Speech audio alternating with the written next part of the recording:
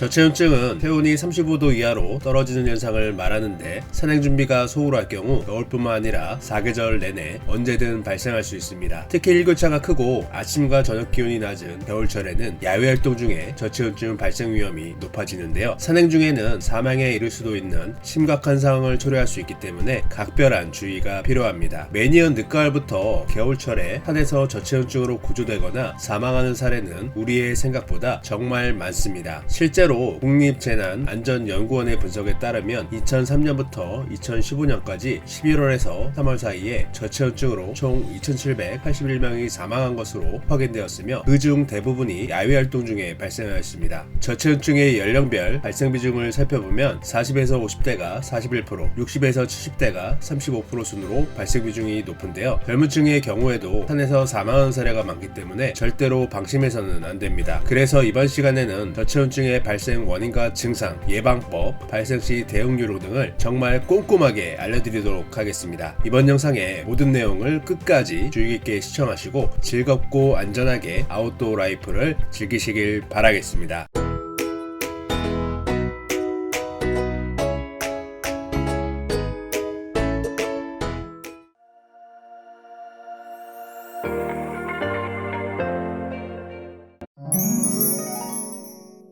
저체온증은 1812년 프랑스의 러시아 원정에서 나폴레옹의 주치의였던 베론 드레리에의 처음 증상이 기록되었습니다. 1777년 미국 조지 워싱턴 장군의 군대가 저체온증으로 인해 전체 병력의 10%를 잃었다는 기록이 있으며 2차 세계대전 당시에도 독일군 20만 명이 추위로 부상을 당하거나 사망했다는 기록이 있습니다. 한국전쟁 당시에도 미군 총 사망 병력의 10%가 추위 때문에 사망했다는 기록이 있고 최근에는 전 세계적으로 등산, 스키 등의 겨울철 야외 활동의 증가와 갑작스러운 기상이변으로 저체온증으로 인한 사망자 수가 증가하는 추세입니다.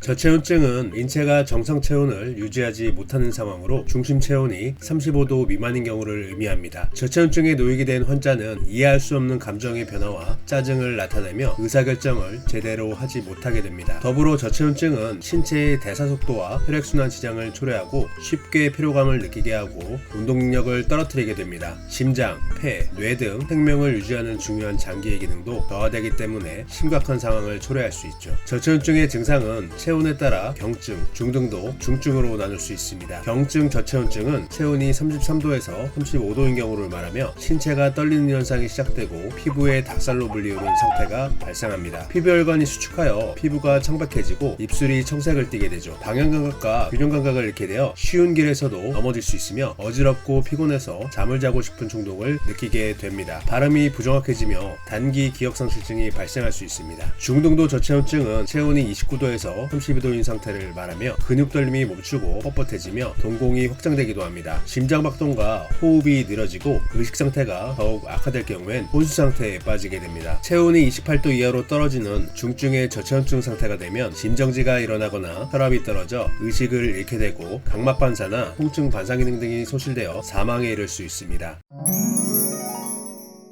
낮은 기온과 강한 바람, 눈과 비가 내리는 추운 환경에 오랜 시간 노출되면 건강한 사람이라 하더라도 저체온증에 빠질 수 있습니다. 특히 산행 복장 준비가 소홀할 경우 저체온증에 걸리게 될 확률이 증가합니다. 추운 환경에서 강한 바람이 신체 내부로 유입될 경우엔 체온이 급속도로 떨어지게 되며 옷이 땀이나 눈과 비 등으로 젖게 될 경우에도 마른 옷을 입을 때보다 240배나 빠른 속도로 열을 빼앗기게 됩니다. 장갑이나 모자 등으로 신체를 제대로 보호하지 못할 경우에도 열 소실이 대량으로 발생할 수 있으며 산행 중 차가운 바닥에 앉아 오래 쉬거나 휴식을 취할 때에도 체온이 상실될 가능성이 증가하게 됩니다. 추운 환경에서는 식욕이 감소하고 갈증이 최대 40%까지 감소하게 되는데 물이나 행동식을 충분히 섭취하지 않을 경우에도 신진대사와 에너지 공급이 원활하지 못하여 저체온증이 발생할 수 있습니다. 술을 마실 경우에는 체온이 일시적으로 오르지만 인지기능이 떨어지고 중추신경계를 둔화시켜 오히려 저체온증에 걸리기 쉽습니다.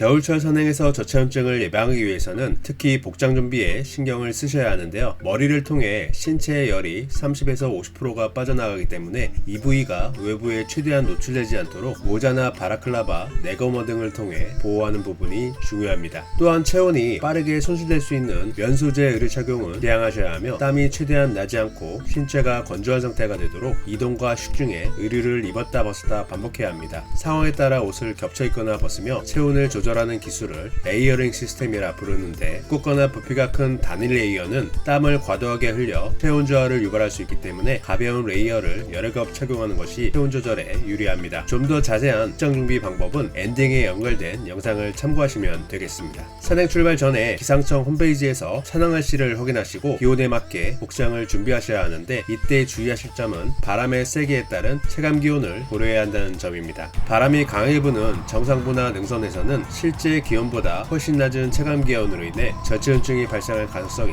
높기 때문입니다. 이동 중에 섭취할 수 있도록 충분한 행동식과 식수를 준비하셔야 하는데, 행동식은 에너지원으로 즉시 사용되는 탄수화물류와 당류 등의 고열량 식품을 중심으로 준비하는 것이 좋습니다. 체온을 높이는 데 도움되는 따뜻한 물을 보온병에 담아가는 것이 좋은데요. 영하의 기온에 일반 생수는 얼어서 먹지 못할 수도 있기 때문에 보온병을 준비하셔야 하며, 탈수를 촉진시키는 커피보다는 티백 형태의 차나 설탕 성분이 많이 들어간 코코아 등을 준비해가는 것이 좋습니다. 오랜 휴식은 체온을 떨어뜨릴 수 있기 때문에 휴식은 짧게 취하고 이동하는 것이 좋으며, 산행 코스에 대피소가 있다면 반드시 들려 체온을 조금이라도 끌어올리는 것이 좋습니다. 대피소가 없을 경우에는 비닐 텐트를 준비하여 식사나 휴식 시에 활용하면 도움이 되며, 엉덩이 부위를 통한 체온 소실을 방지할 수 있도록 의자나 방석 등을 준비해 가시는 것도 도움이 됩니다. 팩도 체온 유지에 도움이 되는데, 기온이 낮을수록 장시간 동안 따뜻한 온도가 유지되는 대용량 핫팩을 여러 개 준비하는 것이 좋습니다. 혼자 산행할 경우엔 스스로 저체온증을 인지하지 못할 수 있고 위급 상황 발생 시에 대처가 어렵기 때문에 기온이 낮은 계절과 산행지는 꼭 지인과 함께 가시길 권장드립니다. 저체온증은 기온이 낮은 이른 아침과 일몰 이후에 발생할 가능성이 크기 때문에 겨울철에는 하루 중 기온이 가장 높은 대낮에 짧게 산행하는 것이 좋습니다.